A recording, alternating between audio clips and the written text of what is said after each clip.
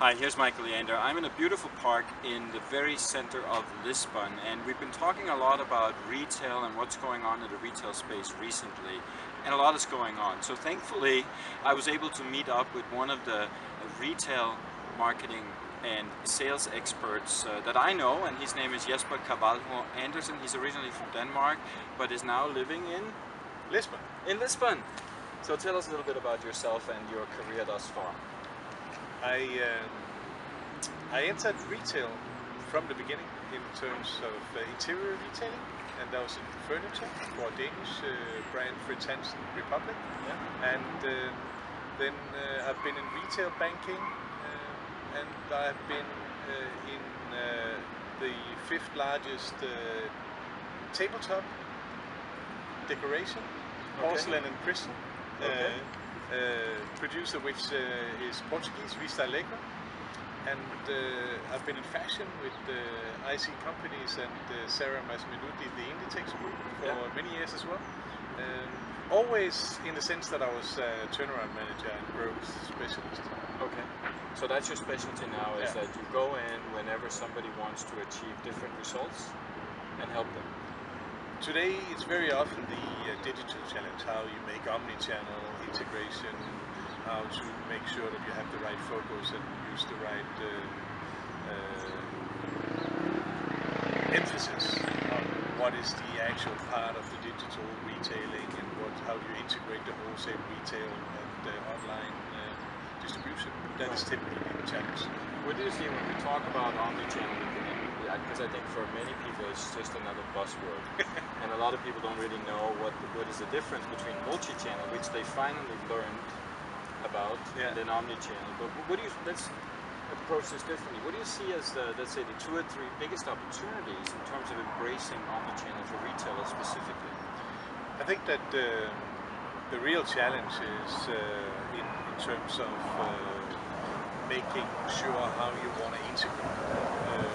For many years, we were all convinced that you could easily do wholesale and retail separate and have it parallel worlds. And when that was also the initial thought about multi-channeling, that you would do the same online and you just you try and keep it abreast from your franchising, etc. But in reality, when you're able to define the right strategy and the right way to collaborate between your different distribution channels, the synergy that comes out is just extraordinary. That you know that the person, if you can achieve that the person that you know when he's online actually identify himself when he's in your shop or in a franchise shop, you win so much in the relation and potential basket size. So that is the challenge. That is identifying your client. So for retailers to come from a place of unaddressable to addressable customers. Exactly. Yes. But isn't that a really, really huge channel considering how retail has been operating for the past? I mean, they're not database savvy. If they have a loyalty card, often a third party is actually managing all of the data and so on. It's a cultural change. Yeah. The technology change is there. I don't think that is the difficulty. That is operational, that's a matter of dedication, and everybody can do it. But in terms of getting your people on the floor and actually to work with this as the potential tool that it is really where it makes a difference. Yes. And if we look at the sales aspect of this, and you have a certain amount of square meters, and you're not completely satisfied with the revenue per square meter, let's say in a retail environment, how can digital help retailers in that respect? Well, that's a big question. I think the digital, if you're not happy with your turnover in your shop, first of all, it's important to identify what the issue is. Is it lack of traffic? Is it people leaving without buying? Or is it the basket size? Or is it the profit of what you're actually selling? If you're only selling the promotional items. But that being said, I think there's so many things happening right now in terms of digital aids to improve your results in the shop, that it's important, if you know what your issue is, then there will be a digital help for you. Often today it is an issue that people are so used to knowing what they want to buy that when they get in they don't really want any help. And how you do it cross that barrier, because they're used to you know, no, I'm just looking.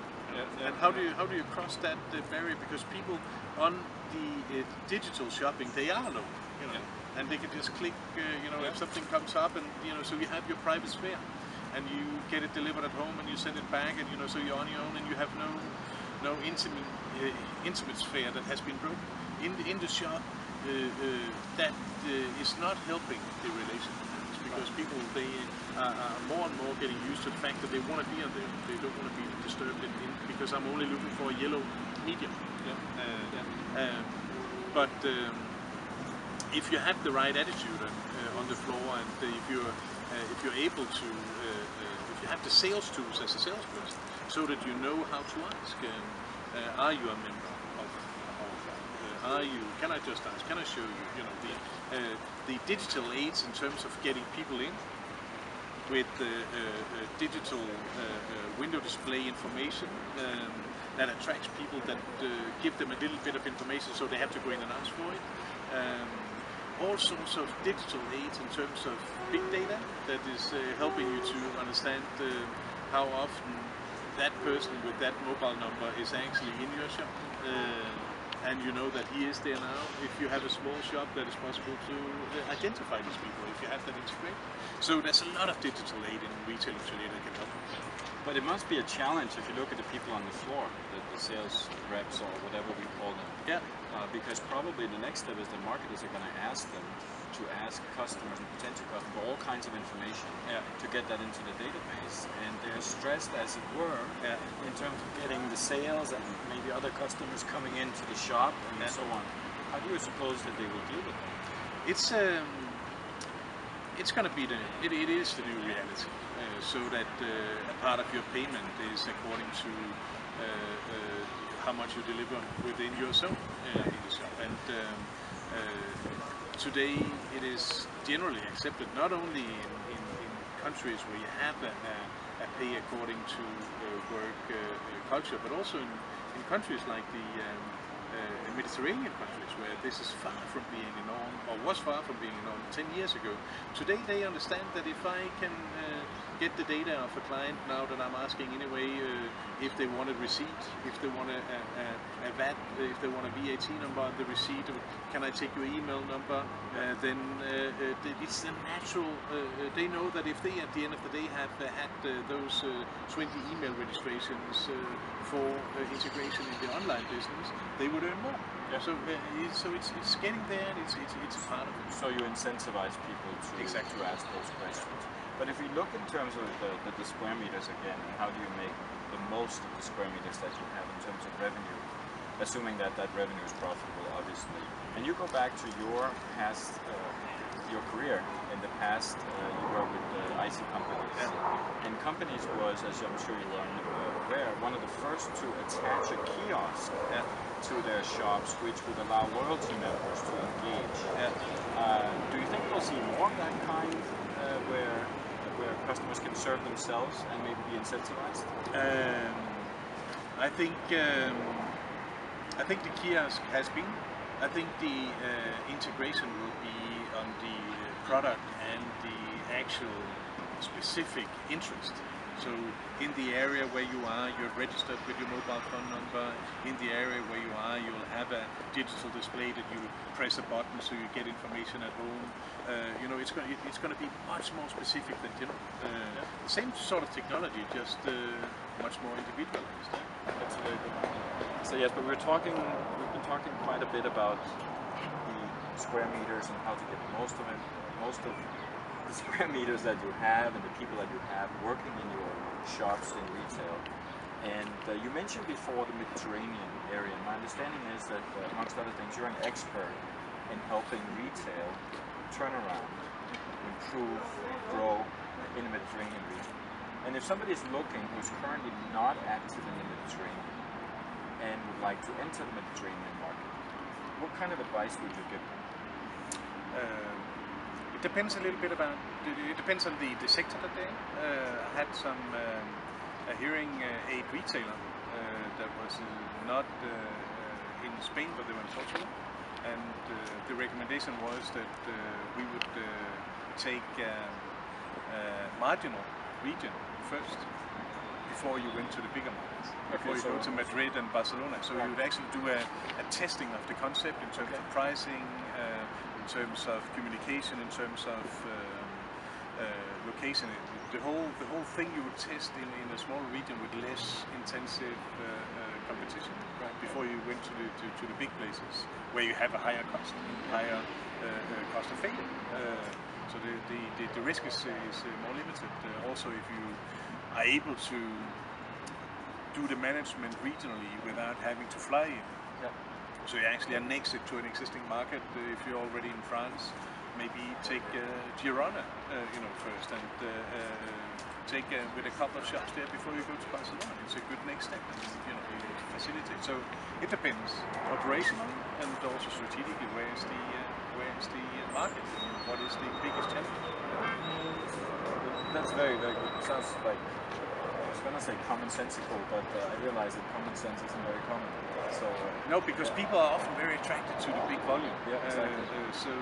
But having a larger share of a smaller market is exactly as interesting as it is to have a small bit of a big cake. Yeah. So it's and you get a lot of credit if you start outside the centers. Absolutely.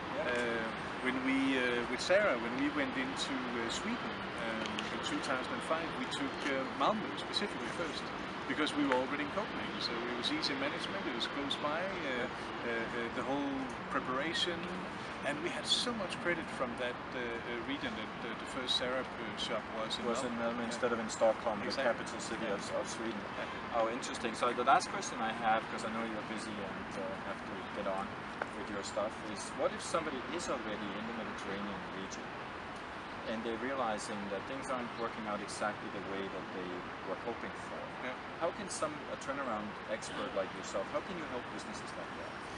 Currently I'm helping a German retailer that has been in Spain for many years, but they sort of got stuck in the middle. Okay. Didn't get the necessary footstep, that they needed in order to have the visibility in terms of communication. And it's also about management, it's about incentive structures, it's about the goal alignments and the whole organization and communication. So normally what I do is that I listen to people's problems and I go and see it for myself, and I make a couple of suggestions for collaboration. The reality is that if you are a retailer in the Iberian Peninsula today, then you have the time with you, because the tide is turning. It's really looking up now. For the last 6 months it's improved considerably. So this is the time to invest. This is the time to do something and really invest in and use the fact that you have the wind in the bank with the economy for the next couple of years. It's clearly improving, and it's not rocket science. The reality is that retailing is all about dedication and analysis. And using the tools available to make it marginally better and make considerably more. That sounds like really good advice. Thank you so much, Jesper, for taking time out here. And to you listening, if you want to know more about Jesper Carvalho Andersen, who's a turnaround expert with lots and lots of years of experiences in retail, and now focusing mostly on the Mediterranean region, you can find some information below here, I guess, or wherever you are. Click on that, hook up with him on LinkedIn. You never know when you're going to need his advice. And I just want to say thank you for listening. Check out the other videos on this page as well. And then I want to wish you a responsive day today and all the other days. Ciao.